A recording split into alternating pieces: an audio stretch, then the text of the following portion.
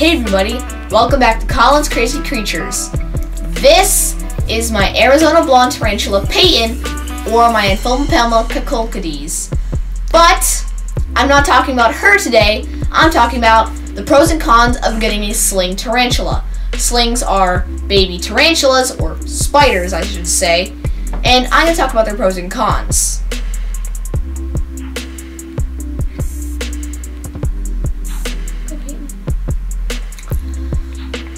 The first pro is that they're relatively inexpensive compared to adults. Slings of the less desirable species can cost tens of dollars, but the adults of some more desirable species can cost hundreds of dollars and sometimes 7 times more than the sling of that species does.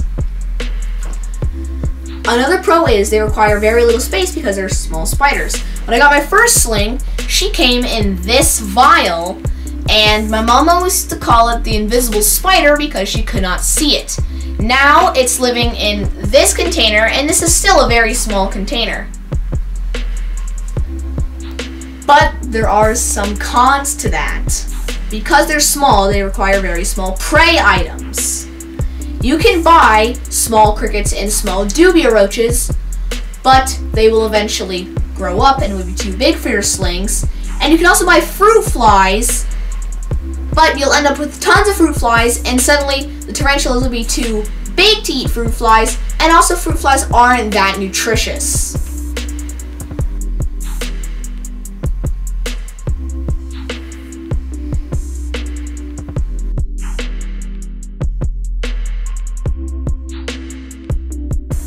Because they're small, they're very fragile. Tarantulas in general are extremely fragile. If you drop an adult, its abdomen may split and it's gonna die. But a sling is so fragile that you can squish it in your fingers. So they may not be that good for the inexperienced keepers. So that's why people move them around with a paintbrush, because it's delicate and it won't hurt them.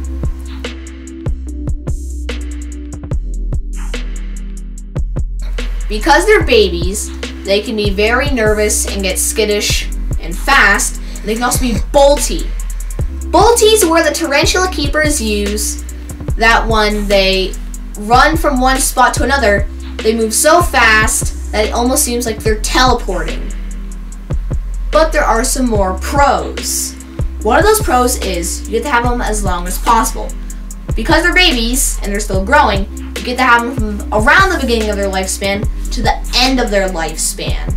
But there are some cons to that. Some species can take many years to mature. And males of most species don't live very long compared to females. And because they're babies and they're tiny, they have an unknown gender. And that can be very tricky because either you have a spider that lives a long time or you have a spider that doesn't live very long. But like I said, there's more pros. 2 of them are you get to watch them grow up. It's like getting a puppy and watching it grow into a full-grown dog, and like my parents say, it's like watching me grow up before their eyes. And another cool thing about them watching them grow is that some tarantulas, which is actually most tarantulas, completely change from slings to adult. You know what? I'm going to show you mine. My first one is my Brachypelma hamori, or my Mexican Rennie tarantula. When I got her, she was very bland, but now she's looking like, she has the adult patterns, but her colors aren't very vibrant. And this is what an adult looks like.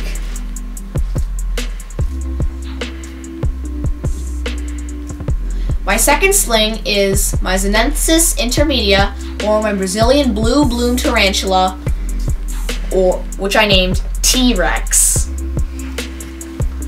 As a sling, it is very, very bland. It's just gray with no pattern at all. But as an adult, surprisingly, it's not blue. It's a black spider with a fuchsia star pattern on its carapace and its legs. And it looks like this.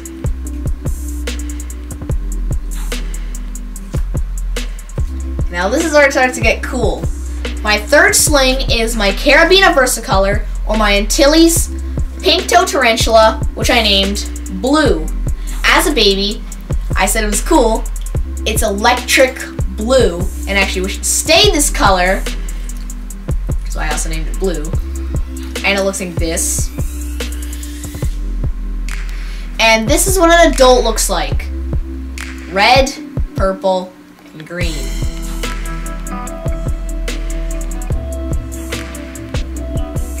And now my final sling is my Psalmopoeus victorii, or my Mexican half and half tarantula, or what the hobbyists call it, the Darth Maul tarantula. As a sling, it doesn't really have that good of coloration, and it does not have the pattern as an adult. And it looks like this. It's nicknamed Darth Maul. Kept with Darth Maul. Boy, that's insane. But as an adult, this I think is the coolest one yet. Half of its body is red, and the other half is black, which suits up to the name Mexican half and half tarantula, and also Darth Maul. And it looks like this.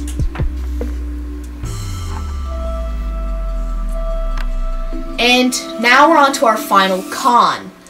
This con is, because they're growing and they're going to get bigger, you have to upgrade their enclosure multiple times over their lifespan.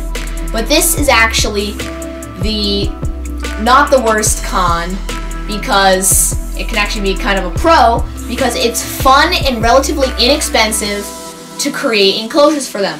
Like, this was Parker's first enclosure, and now she's living in this enclosure, and you can see I already upgraded it.